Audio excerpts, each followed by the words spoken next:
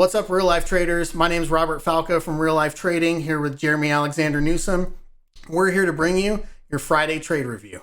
All right, traders, Robert's correct. It is Friday, and we're going to do a trade review. In this trade review, I'll be looking at Allison, who, by the way, is just an absolute, sheer, incredible human being. Great energy and loves learning. We're just going to cover a trade that she's kind of kicking herself on and end up losing negative 0.02R. So she pretty much broke even. But we're going to talk about the trade and just kind of look at it and discuss what she did. And then, of course, I want to just give a shout out to everyone who made such kind replies. So Edward, Jonathan, Nitro, thank you for helping out Allison and giving you your opinion. So this was the trade that Allison made on NVDA on the 3-minute chart. So what I'm going to do is kind of walk you through my thoughts on NVDA. NVDA, this is the daily chart. And first and foremost, is NVIDIA in a bullish trend? Answer is yes. Number two, is it kind of retesting some old resistance, new support? Yes. Number three, is it in a bullish trend? Yes. Is it a bear candle gapping down? Yes. So bear candle gapping down, what does that mean? It means a retest gap is here. So again, it's going to gap down, trade up, and then potentially roll over. So Allison decided to play this instead of the down move, which was that. Perfectly fine, perfectly acceptable, looks good. So bear candle gapping down. Here's a 3-minute chart, and I'll just turn off the moving averages for a second. So the very too many times. Very first candle obviously does not scream be very bearish, right? A lot of bullish volume, looks pretty good. Next candle comes in and closes above everything. It closes above the high of that candle. It closes above the pre-market. Support resistance look good. So at that point, Allison's looking at going long. Makes tons of sense. Another bull candle, and bang, she gets in on some weakness, right? Buys the dip, buys a pullback, and gets in on NVIDIA. So from here, a little bearish, inside candle, ginormous bullish pop.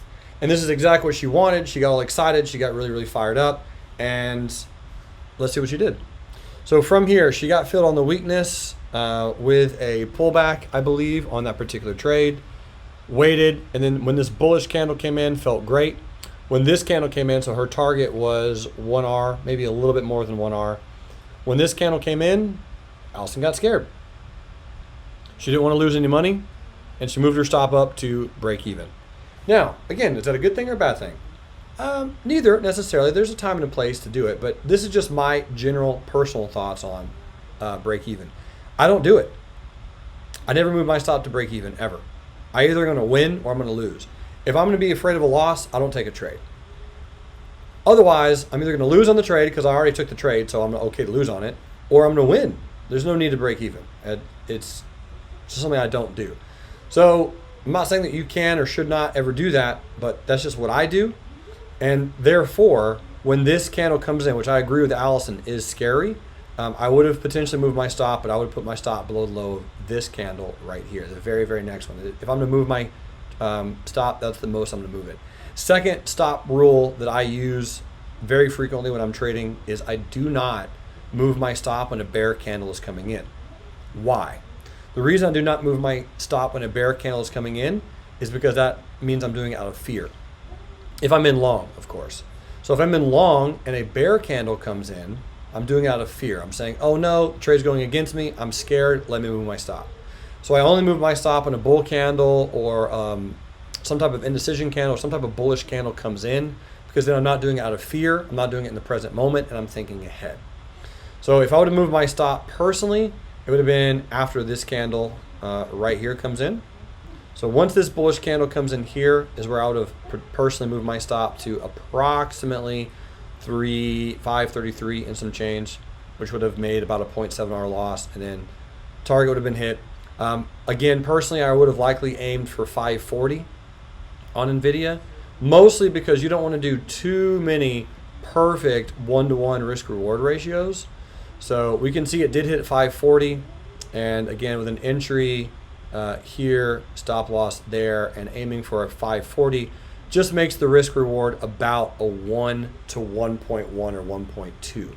If you do a lot of one-to-one risk reward ratios, which is not a bad thing, You have to have really, really good timing, really great entries, and superb risk mitigation to make a lot of money. But if you aim for about 1.1 or about 1.2, and then your average loss is about 0.7 or 0.6, with that spread, you can definitely make money day trading.